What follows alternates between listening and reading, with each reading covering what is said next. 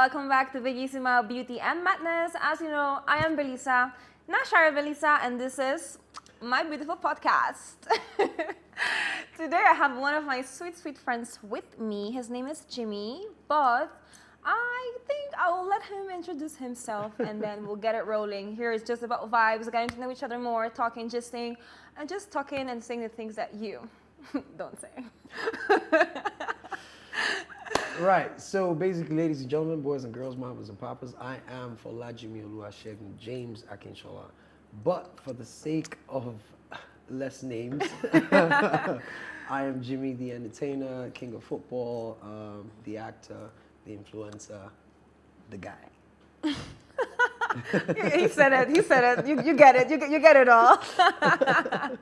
No, I'm extremely happy to have you here with me tonight. It's great to be here. Yes, we've been missing each other here and there. I know. Finally. The key word here is finally, so we got you. We are here, and we're about to get this popping. Let's go. Right. What you got for me?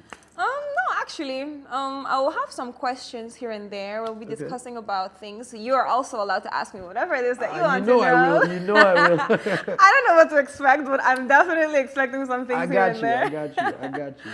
And then heading towards the end of this enjoyment, we'll play some card games. So right. Very simple. Card games. Don't worry, I won't sell you in your country. It's fine.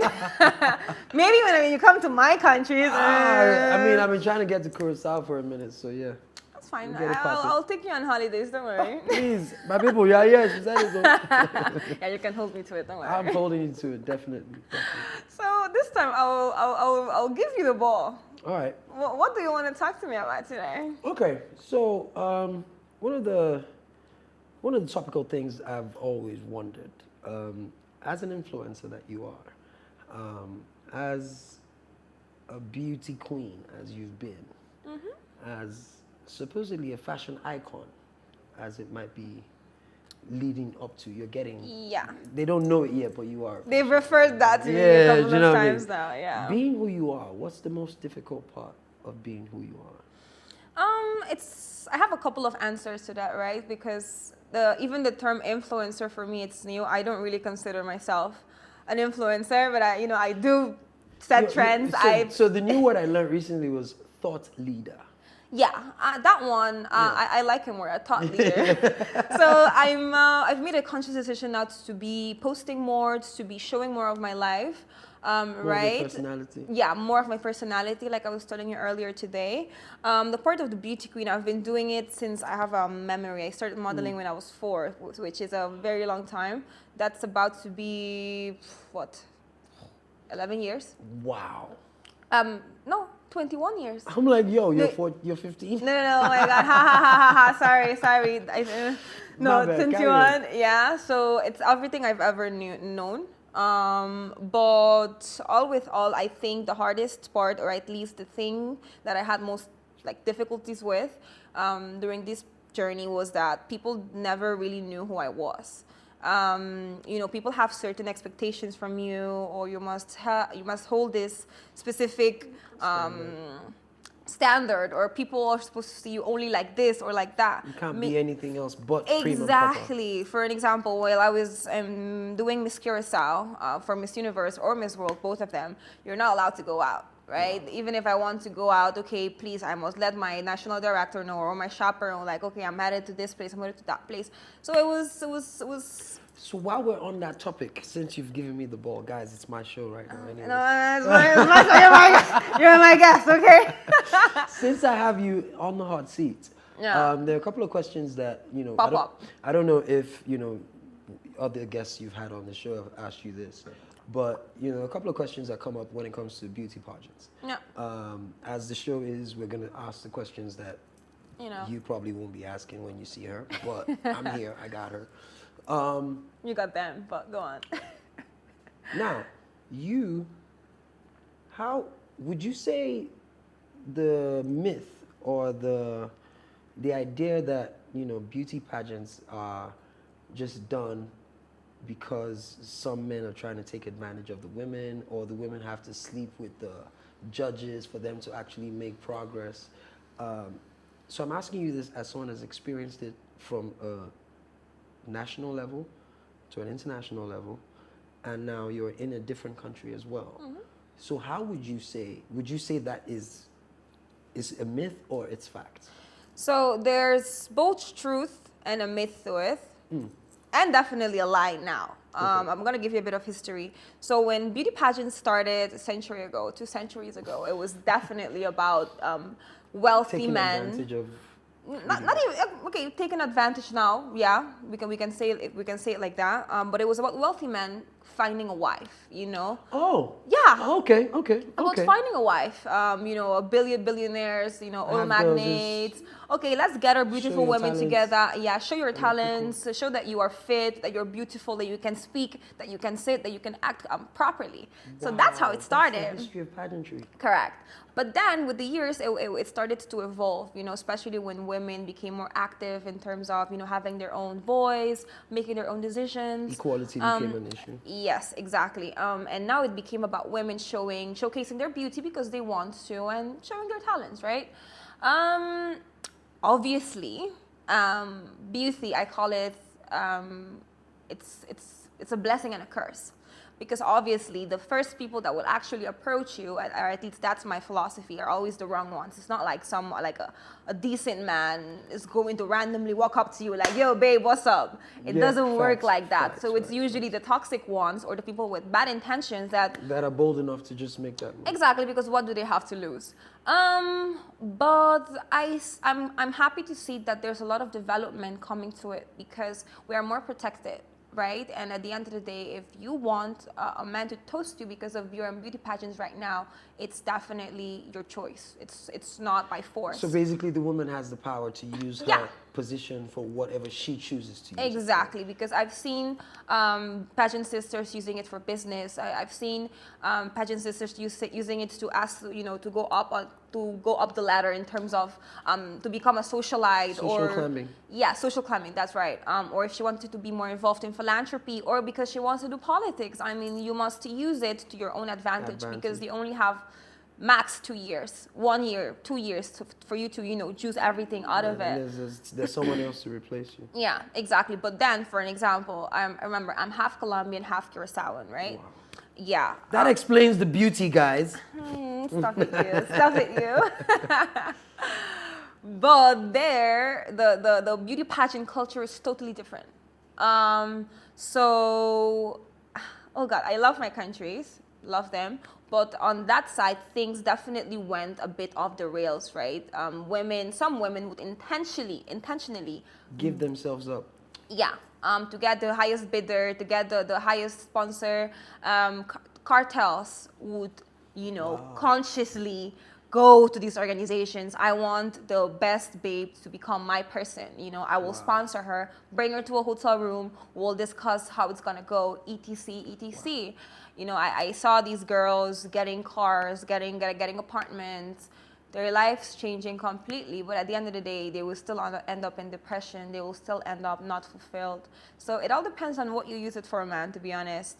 In my case, I used it for growth. I'd say general growth. The reason I decided to be part of beauty pageants was because I always wanted to be heard. I was very... You needed a platform. Yes, I was very shy growing up. I was bullied horribly. So if you think of people dragging me on like in the hallways, yes, I was that person. Wow. I would have to fight boys because they would want to touch me. Wow. So it was that bad. Yet my mom always put me into, you know, all types of activities: dancing, singing, painting, modeling, acting. I guess it's all paid off now. Yes, because then I was like, okay, I can do this, because I consciously chose to change schools. And once I did it, I was like, at this school, nobody is going to abuse me or bully me, nothing like that. And I just changed my persona. I would force myself to be an extrovert. So I'm actually an introvert, but you act like an extrovert. Exactly. So people think you're an extrovert. Yes, but I'm an extroverted introvert. They're the same. Yeah. And I just decided, okay, I want to be heard. I want to change the game. I want to show other girls that, There's a different there's part. yes, definitely. And it worked. It also helped me as a businesswoman. It helped me in my charity work, in my philanthropical, interests. Just generally speaking, as a woman, it has allowed me to be, I don't want to say a living example, but like you can, do things right if you want Well, to. you've definitely cleared up one thing that I always thought was facts, that beauty pageants or beauty queens, they are never really, there's no depth to their thought process. Clearly, the first few minutes of this show, you can see how deep she goes. Wow, you know what you opened up with? The history of pageantry, guys, which is a man looking for a wife. Yeah. That explains it all. I felt so stupid after you said that, because like, why are you asking this question if that was a premise of pageantry? That is beautiful. It did change with the years, right? Because for an example, even the slogan of Miss Universe is confidently beautiful.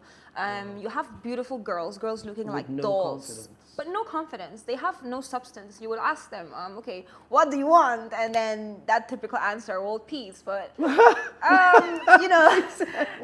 it doesn't really work like that. And even if you do want world peace, how do you intend achieve to it? Exactly. So there's a lot more to it. And for an example, Miss World as well, it's a platform fully focused on charity philanthropical work, right?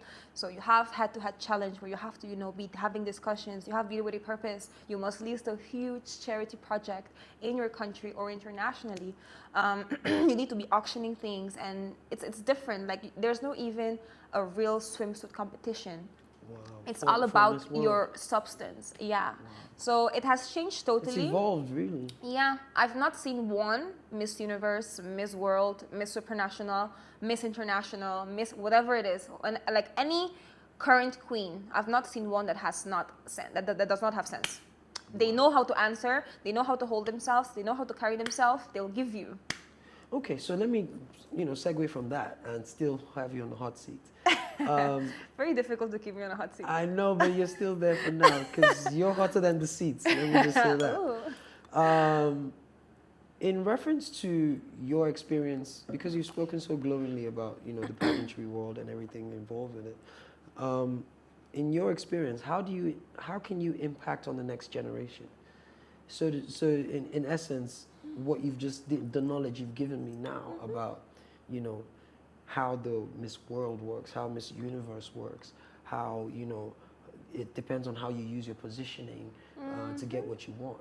How can you help let me even localize it, the Nigerian model or Nigerian, young girl that wants to be Nigeria? I think it's a combination of using my platform accordingly with glitz and glams in combination with education.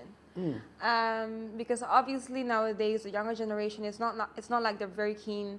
They're not really interested in just books or just hearing somebody talk. They'd rather listen to someone that they can see what they're doing and that they can see how things are developing, right?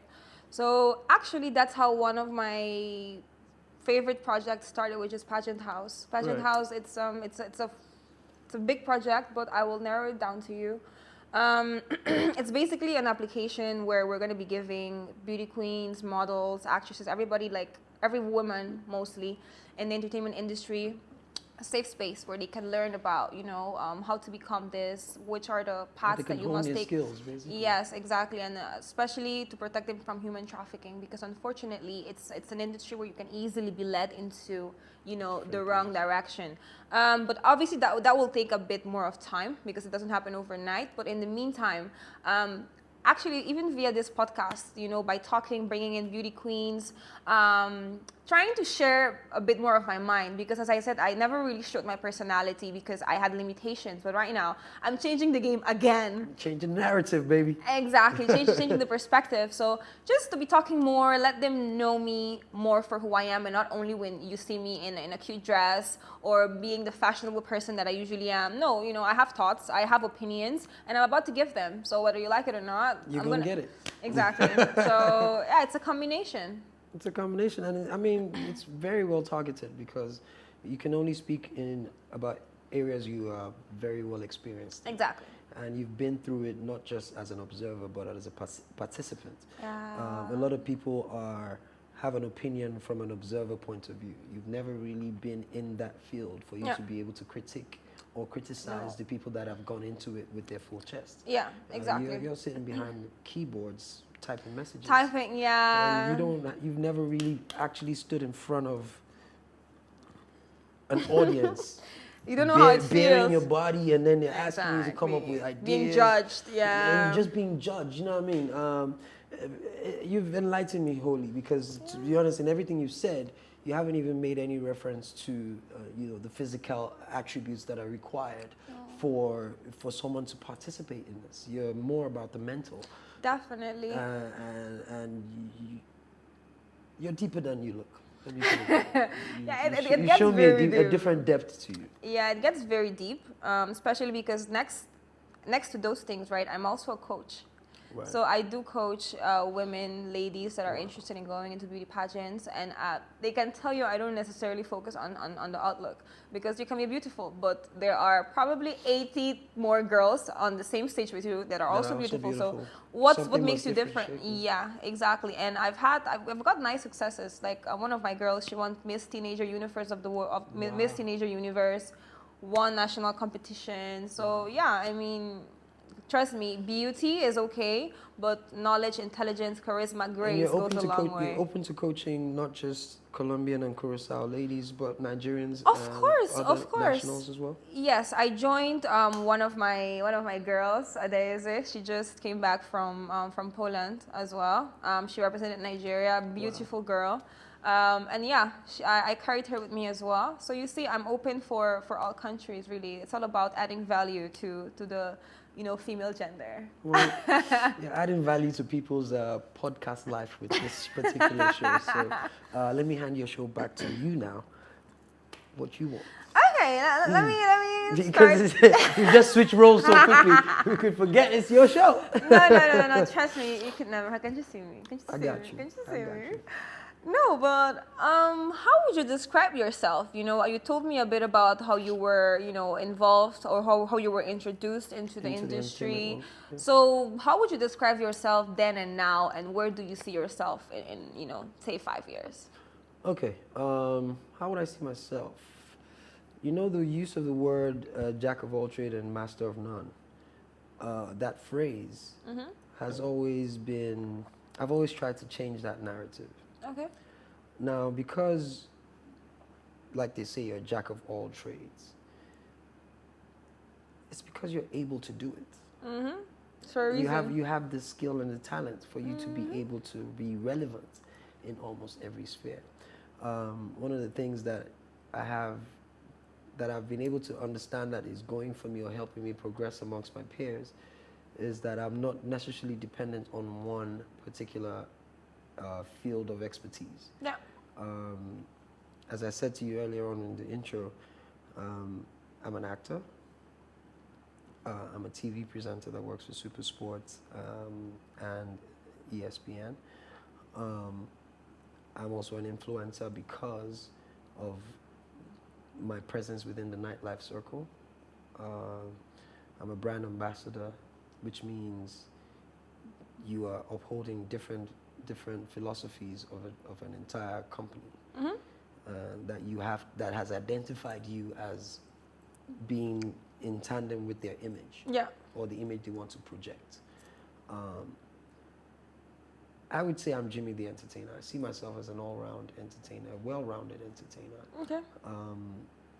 With experience, I've been able to hone my skills in terms of in front of the camera and behind the camera. Sports is entertainment. Acting is entertainment. Presentation is entertainment. Yeah. Performance on stage is entertainment. Content creation is entertainment. So I don't want to limit myself to say I'm a content creator or content provider.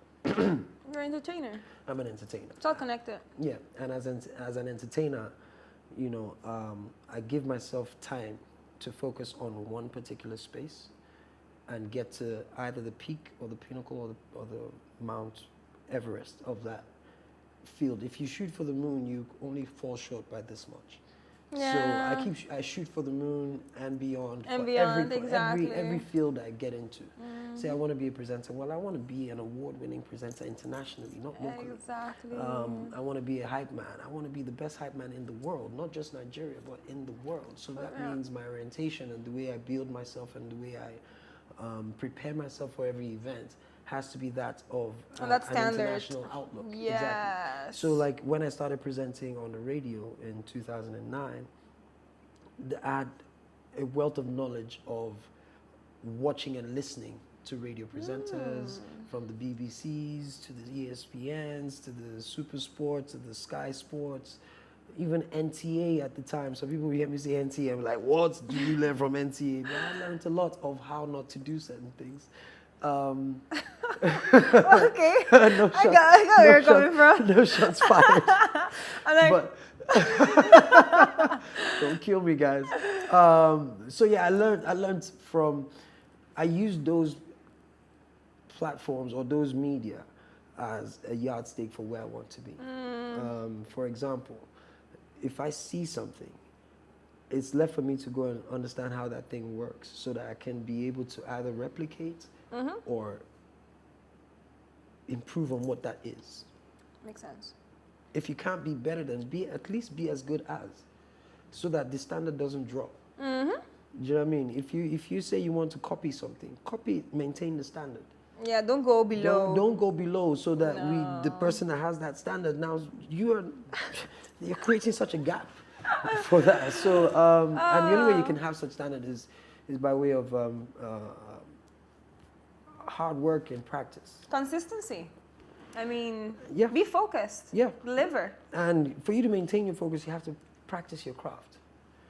Yeah, it If doesn't you- happen overnight. Yeah, it doesn't. I mean, at the end of the day, you might be watching someone speak in Queen's English on TV. You cannot speak Queen's English if you do not practice or study or rehearse or, get a coach that will help you get to that point. Or at least be listening it at night and then be repeating it and repeating it. I mean, that's the basic. Exactly. Do you know what I mean? For me, I would tell any presenter in the world, the first thing you need to do is talk to yourself in the mirror. The minute Helps you- a lot. The minute you're able to speak to yourself and you see what you're presenting to the world by yourself, and then you're able to assess yourself. I'm like, I don't want to look like this. I'd rather be in a different way. Like, for example, you've sat in front of a mirror with this particular position. Hence, you know that sitting in this position is one of your best sides. Correct. Practice. Practice makes perfect. And then it can avoid also mistakes. It can avoid something like to deliver mediocrity. So And it also keeps you, it keeps your reflexes sharp. So you're aware if something just happens, you're just like you have to do something. You already have it. You've rehearsed it. So your muscle memory is okay. Wardrobe malfunction. I have to adjust. Find a way to just cover that up. exactly just You adjust yourself and you with experience. So instead of being miserable or get angry, you're just like, okay, you adapt. Showtime. Yeah, you go. The show must go on, and that's the one Always. thing I've learned with being an entertainer. The show must go on. Always. No matter what. You look at Chris Rock getting slapped at the Oscars. Yep. The show went on. It had to. It He didn't couldn't lose stop. his cool. He didn't go fighting Will Smith. He was like, woo. Okay. This has to be the best moment in television because what I would love to do right now. But yeah, we're here to present a documentary, the award for a documentary. Oh my lord! Yeah, yeah. Do you know what I mean? So it's dedication. Definitely. Okay, what has worked for me the most is I'm passionate about everything I do. Yeah. So if you have the passion for it, you go the extra mile to get where you want to get. Always. If you don't have a passion for something, if you don't have a passion for Don't do a it. relationship, say for example, you like someone, right? And that person is not passionate about you, as passionate as you are about that person. That's done.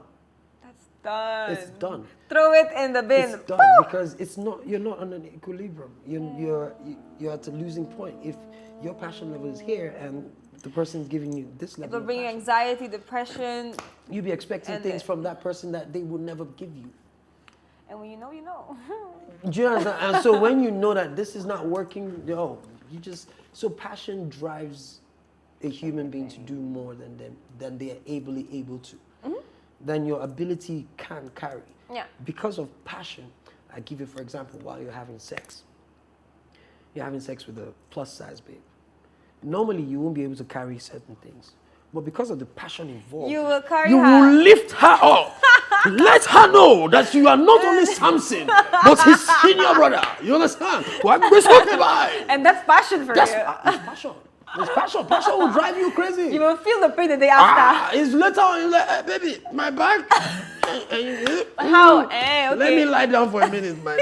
But the passion, you won't even feel it at the moment. No, you won't. Like, I'll give you an example. You're running a race and you fall, but because you're so dedicated to, I need to win this. You scraped your entire leg, you're bleeding, but you don't feel it. You keep running because I just want to finish. And then when you finish, you're not like, look at my leg. Then the pain kicks in. Yeah. But passion keeps you focused. Man, you couldn't have said it any better.